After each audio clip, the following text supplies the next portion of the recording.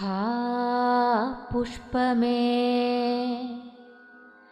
അധിക തുംഗപദത്തിലെത്ര ശോഭിച്ചിരുന്നിതൊരു രാജ്ഞി കണക്കയേ നീ.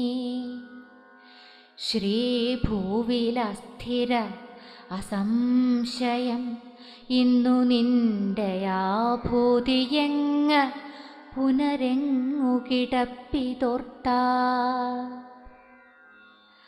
ലാളിച്ചു പെറ്റലതയൻപൊടു ശൈശവത്തിൽ പാലിച്ചു പല്ലവപുടങ്ങളിൽ വച്ചു നിന്നെ.